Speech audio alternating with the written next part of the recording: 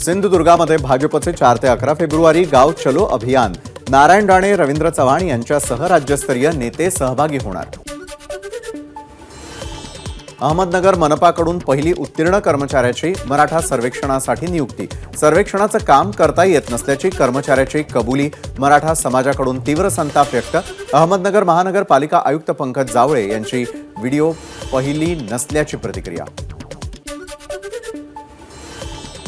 मुख्यमंत्री एकनाथ शिंदेंनी दरेगावात घेतला जनता दरबार। यावेळी दरेगावात मुख्यमंत्र्यांनी इलेक्ट्रिक गाडीतून नातवासह मारला फेरफटका। धुळ्यामध्ये काँग्रेस कमिटीची शनिवारी उत्तर महाराष्ट्र स्तरीय जिल्हानिहाय आढावा बैठक। बैठकीला काँग्रेसचे प्रमुख नेते उपस्थित राहणार। महाविकास आघाडीच्या कोणत्याही बैठकीचं कोणतंही निमंत्रण नसल्याची राजू शेट्टींची माहिती। तर राष्ट्रवादी काँग्रेस शरद पवार गटाकडून हातकणंगलेची जागा राजू शेट्टी यांच्यासाठी सोडण्याची शक्यता। भंडारा जिल्ह्यात राष्ट्रीय मतदार दिनानिमित्तानं जिल्हाधिकारी कार्यालयामध्ये रांगोळी स्पर्धेचं आयोजन। स्पर्धेमध्ये विद्यार्थ्यांचा मोठ्या प्रमाणात सहभाग।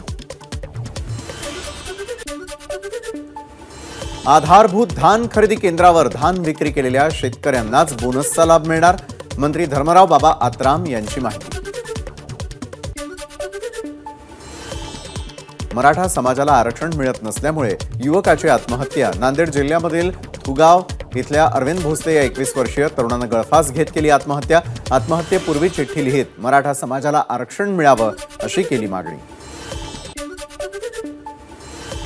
नागपूरमध्ये आज अंगणवाडी सेविका अजित पवारांच्या शासकीय निवासस्थानी आंदोलन करणार। कोणताही अनुचित प्रकार घडू नये म्हणून उपमुख्यमंत्री अजित पवारांच्या नागपूरमधल्या बंगल्याबाहेर पोलीस बंदोबस्त।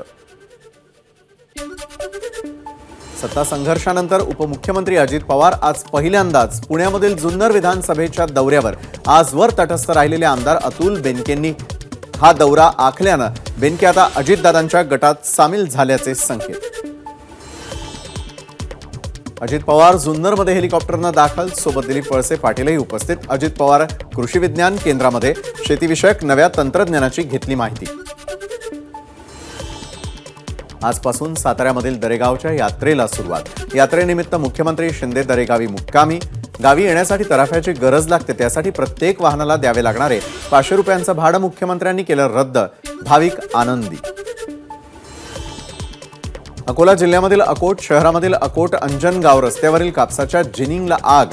मोठ्या प्रमाणात कापूस जळून खाक। आज पहाटे लागली आग। शॉर्ट सर्किटमुळे आग लागली असल्याचा अंदाज। नाशिक जिल्ह्यामध्ये सर्वत्र कांदा दरामध्ये घसरण। लासलगाव बाजार समितीमध्ये कांद्याला सरासरी 900 रुपये भाव, प्रति क्विंटल 1000 रुपये ही भाव मिळत नसल्यानं शेतकरी हवालदिल।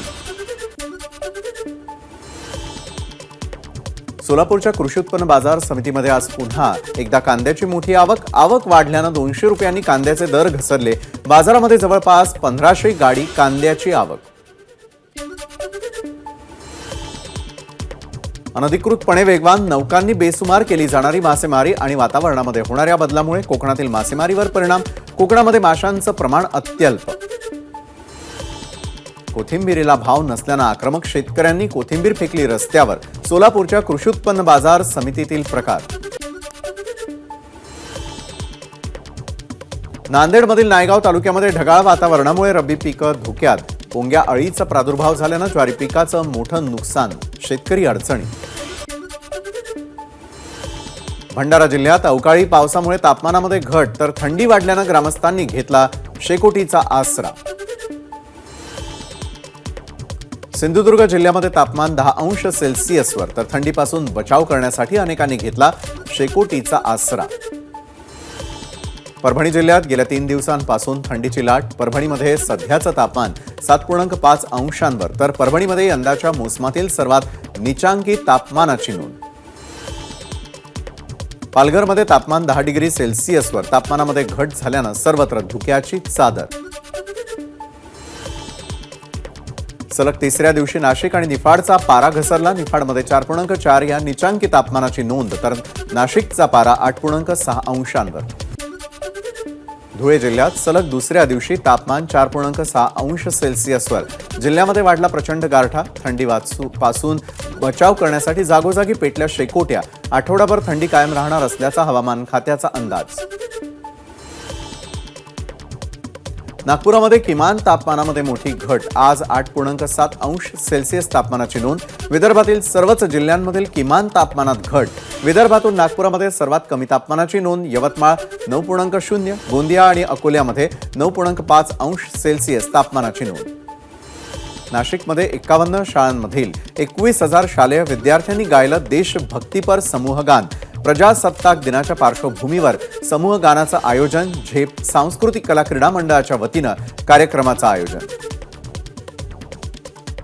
विठ्ठल मंदिर सरकारीकरण मुक्तीच्या याचिकेवर 21 फेब्रुवारीला सुनावणी. भाजप नेते डॉक्टर सुब्रमण्यम स्वामी यांनी केली आहे जनहित याचिका.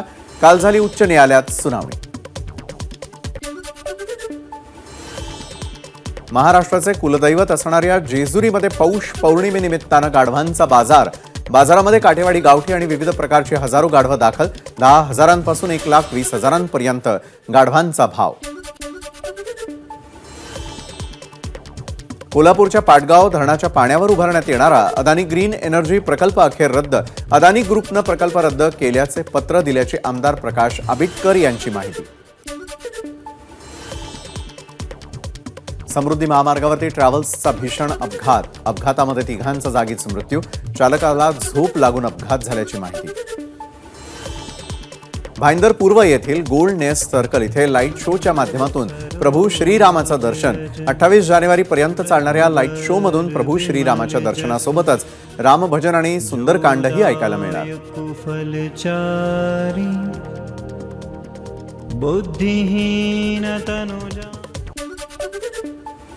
दिल्लीमध्ये प्रजासत्ताक दिनानिमित्तानं सादर होणाऱ्या महाराष्ट्राच्या चित्ररथासाठी राबले. यवतमाळ जिल्ह्यातील कलावंत पाटणबोरी इथे यशवंत एनगुर्तीवार यांच्या स्टुडिओमध्ये साकारले चित्ररथातील शिल्प.